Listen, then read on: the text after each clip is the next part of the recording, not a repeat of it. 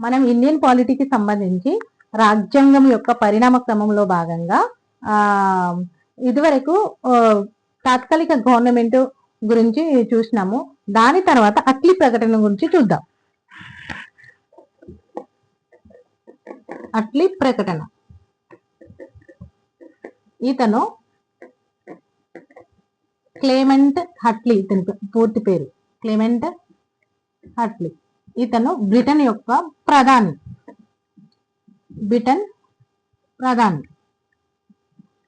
ఇతను ఏమని అనౌన్స్ చేశాడు అంటే 1947 ఫిబ్రవరి 20వ తేదీన వాళ్ళకు సంబంధించి కామన్ సభలో ఏమని అనౌన్స్ చేశారంటే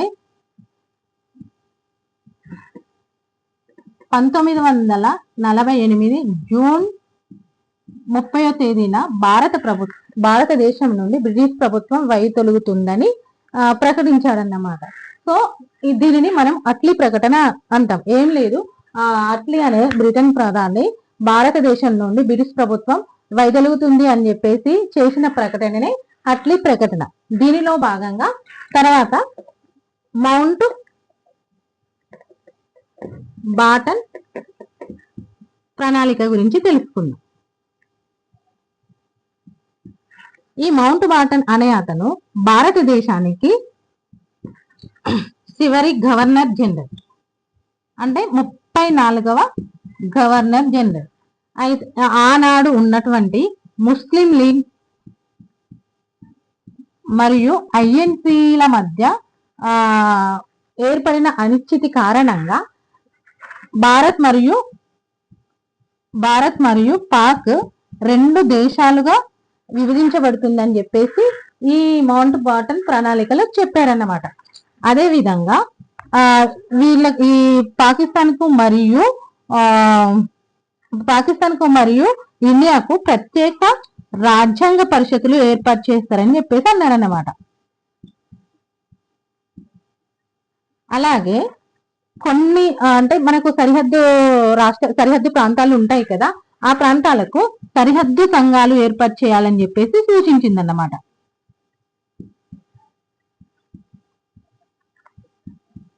అండ్ భారతదేశంలో కానీ అంటే ఇతర ప్రాంతాలు భారతదేశంలో కానీ ఇండియాలో పాకిస్తాన్ లో కానీ ఉండడానికి ప్రజాభిప్రాయం ద్వారా వాళ్ళ అభిప్రాయాన్ని తెలుసుకోవచ్చు. అంటే ఏ దేశంలో ఉండాలి అనేది ప్రజల యొక్క అభిప్రాయానికి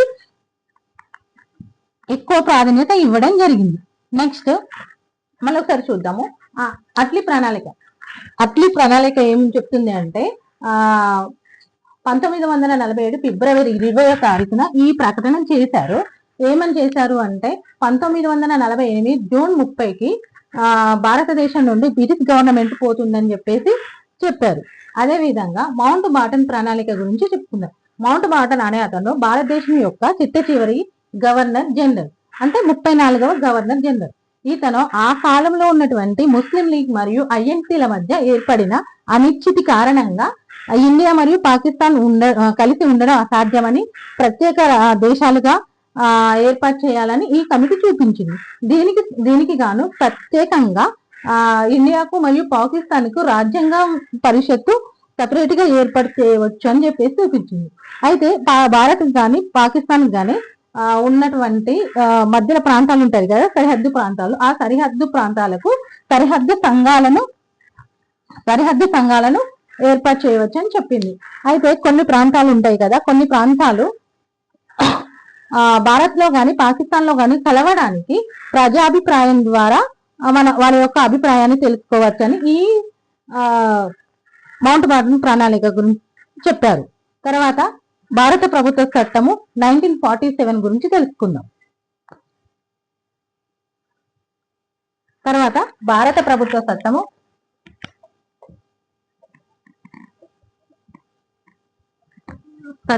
1947. అయితే మౌంట్ బాటన్ ప్రణాళికను చూసినాం కదా ఇది వరకు మనము. ఈ మౌంట్ బాటన్ ప్రణాళికని యథాతథిగా భారత ప్రభుత్వ చట్టం అనే పేరుతో జూలై 18, 1947లో బ్రిటిష్ పార్లమెంట్ లో ప్రవేశపెట్టారు. ఇది జూన్ 4న జూలై 4న 1947 జూలై 4న బ్రిటిష్ పార్లమెంట్ గా ప్రవేశపెట్టడం జరిగింది. అయితే జూలై 18 1947న అప్పటి బ్రిటిష్ రాజు జార్జ్ 6 దీన్ని ఆమోదించడం అన్నది. అంటే భారత ప్రభుత్వ చట్టము 1947 బిల్లును బ్రిటిష్ పార్లమెంటులో జూలై 4కు ప్రవేశపెట్టారు. అయితే ఈ బిల్ అనేది 1947 జూలై 18న జార్జ్ 6 అప్పుడు బ్రిటన్ రాజు ఆమోదించారు. ఈ చట్టము 1947 ఆగస్టు 15 నుండి అమల్లోకి వచ్చింది. భారత ప్రభుత్వ చట్టము 1947 ఆగస్టు 15 నుండి అమల్లోకి వచ్చింది. దీనిలోని ముఖ్య అంశాలను గమనించినట్లయితే ముఖ్యంగా కొత్త ఆధునిక రాష్ట్రాలు ఏర్పడ్డాయి, కొత్త ఆధునిక దేశాలు ఏర్పాటు చేయబడినాయి. తర్వాత దీని ప్రకారము అంటే భారత ప్రభుత్వ చట్టము ప్రకారము ఆగస్టు 14న పాకిస్తాన్ ఏర్పడింది. ఆగస్టు 15న ఇండియా స్వతంత్రం పొందింది. ఆగస్టు 14న పాకిస్తాన్ స్వతంత్రం పొందింది. అట్లనే అప్పుడున్న వైస్రాయి అనే పదవి రద్దయింది. అట్లనే భారత రాజ్య ప్రతినిధి అనే పదవి ఉంది కదా, అది కూడా రద్దయింది. తర్వాత వాళ్ళు భారతదేశాన్ని పరిపాలించుకోవడానికి 1935 భారత ప్రభుత్వ చట్టాన్ని యథాతిథిగా పాటించవచ్చు లేదా మార్పు చేయవచ్చు.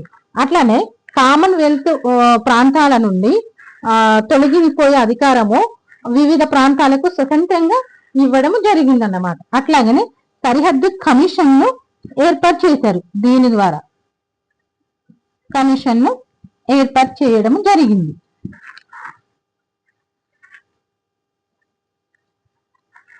మరొకసారి భారత ప్రభుత్వ చట్టము 1947 గురించి తెలుసుకుందాము. 1947 జూలై 4న బ్రిటిష్ పార్లమెంట్ లో మౌంట్ బాటన్ ప్రణాళికను యథాతథంగా ప్రవేశపెట్టారు. అయితే దీన్ని జూలై 18 1947 లో జార్జ్ 6 అప్పుడు బ్రిటిష్ రాజు ఎవరైతే ఉన్నారో ఆయన ఆమోదం పొందింది. తర్వాత భారత ప్రభుత్వ చట్టము 1947 ఎప్పుడు అమల్లోకి వచ్చిందంటే 1947 ఆగస్టు 15న అమల్లోకి వచ్చింది. దీని ప్రకారము మనొకసారి గమనించినట్లయితే దీనిలోని అంశాలను రెండు ఆధునిక దేశాలు ఏర్పాటు చేయబడింది.